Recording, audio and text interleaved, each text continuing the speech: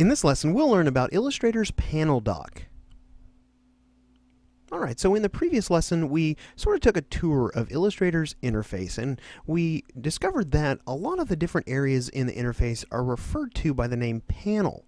Now, for example, the tool panel over here on the left side, and the panel dock over here on the right side. Now, we didn't talk a lot about the panel dock, and I want to go ahead and focus on that right now. So notice here that the panel dock is one single column, and all the panels in this column are sort of arranged into groupings. And if you remember in the last lesson, we talked about this little double perforated line on some of our areas, meaning that we can grab that area and float it out into our workspace.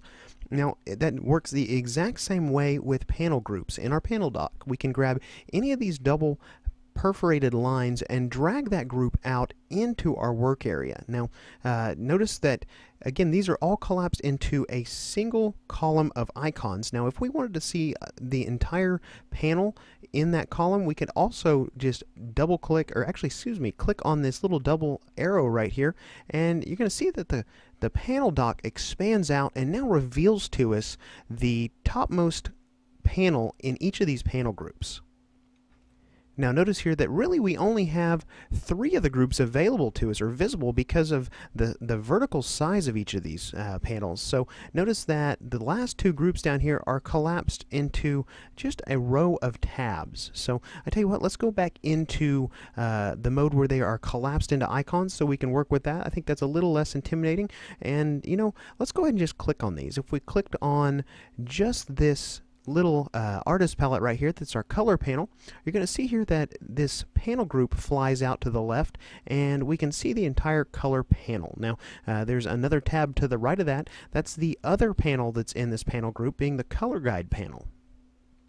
So really there's 3 different things we can do with panels. We can group them together like this, we can stack them on top of one another, or we can dock them like they are right now. All these groups are docked over in the dock. I tell you what, let's go ahead and pull one of these groups out to the left, and we're going to float this out into our workspace. Now, with this group floated out into our workspace, we can actually mouse over the left-hand side of it. Now, notice that if we mouse over the actual buttons themselves, it's going to tell us what panel that is. But if you're new to Illustrator, then you probably don't know what these little icons mean by heart. Once you've looked at this interface enough, you'll start to understand what each of these panels are without needing the name clearly visible to you. If you want, you can actually just mouse over this left side until you get that little double arrow right there.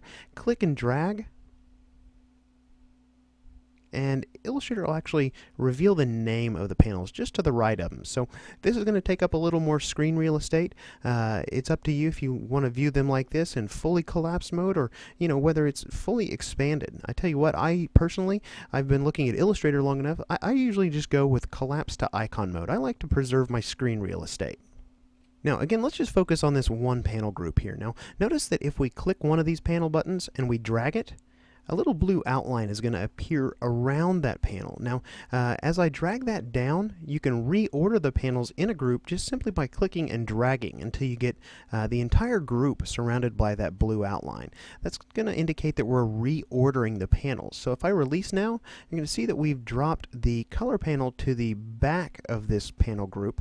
And now if we expand that out, you can see that it's the far tab on the right. So I'm going to go ahead and collapse that down again here.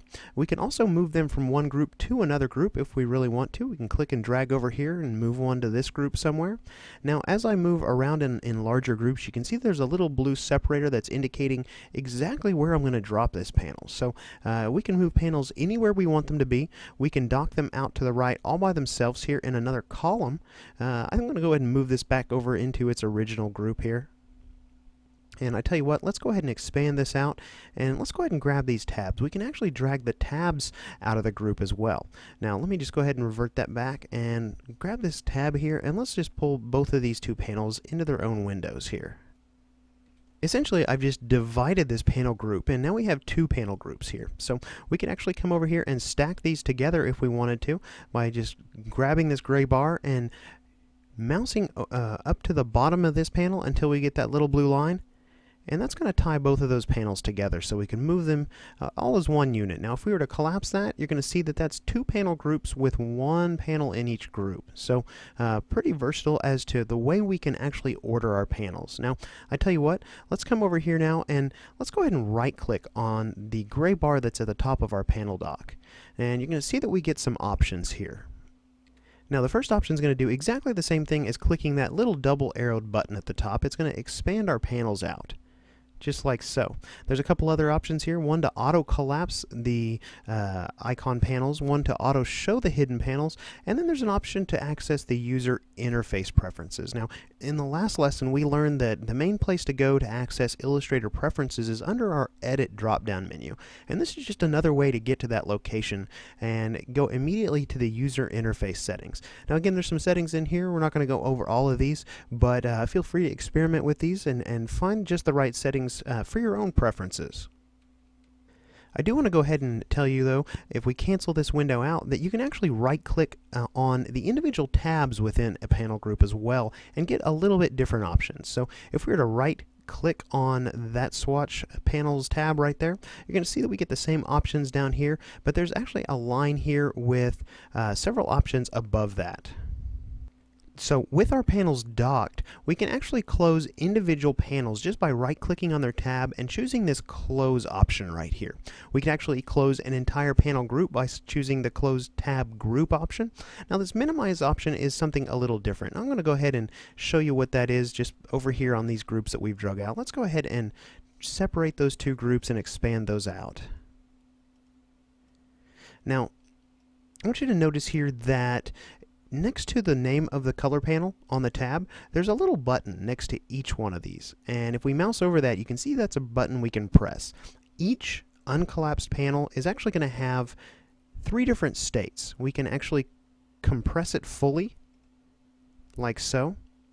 We can expand it out completely like that, or there's sort of a middle ground between those 2 options, maybe just showing us some of the most critical parts of that panel in case we just want to look at it in that minimized fashion. Now not all panels are going to have this option, but several of the panels do. So if you ever run into a situation where your panel looks like this, mouse over your tab right here and look for this little button next to the tab name. When you click that, you're going to show your hidden panel. So there's also a panel options that is completely customized to each panel. Let me go ahead and show you that here. It's right over here to the right underneath the little controls in the dark gray bar. You can see if we click this panel, we're going to see options here that are completely geared towards the panel we're looking at. Like these options right here all work for the color panel. If we were to come over and look at the options for the color guide here, you're going to see that we've got different options. Now some of the panels have more options than others, some don't really have many at all. So it completely depends on the panel you're working with. Now I mentioned before we can actually close panels out by right clicking on either the dark gray bar or the tab. We can also click this little X in the corner if we want to close those out. Just like so. And you know, if we decide that we may have closed a panel on accident and we actually need that back, let's just come over here and let's get those back. Let's go ahead and find the color panel here. We just closed that one out and it reappears exactly where it last was. And let's grab the color guide panel. And again, it's back exactly where we left it. Now, I want you to notice there's one other difference here. We've got a little perforated corner at the bottom of this panel for the color guide, and there's not one for the color panel over here. So using this perforated corner, we can actually stretch and resize this panel. Now this usually depends on the content of that panel and if that content could actually grow out of the viewing area. So this color panel, being that this is the maximum information it's ever going to display, it doesn't need that little option. So some of these panels will have it, some of them won't. You can just kind of come through here and see which ones have it and which ones do not. So good little bit of information for you to know there. Now I want to show you one other trick that actually proves really helpful in my own workflows, and that's hiding your panels. Now there's a really quick and easy way to hide the panels with a keyboard shortcut, and all you have to do is reach over to your keyboard and hit the Tab key. You can see here, as soon as I do that, it really maximizes my screen real estate, getting all the panels out of the way. Sometimes when you drag a panel over here and undock it, and maybe you have a few floating around, sometimes your workspace can get kind of cluttered, and maybe you just want to go ahead and hide those panels and work in this nice, clean, empty space here. Now keep in mind that these panels are only hidden, and all we have to do to bring those back is mouse over to the left here, and we can reveal the hidden tool panel, or we can mouse over here to the right and reveal the hidden panel dock. So we can always bring all the panels back at any time just by hitting our tab key once again, just like so. Now let's just say that we just want to hide the panel dock only and its panels, that maybe we floated off. If we were to hold Shift Tab on our keyboard, you can see that we can hide just those panels here. Really cleans up our workspace and still leaves our tool panel readily available.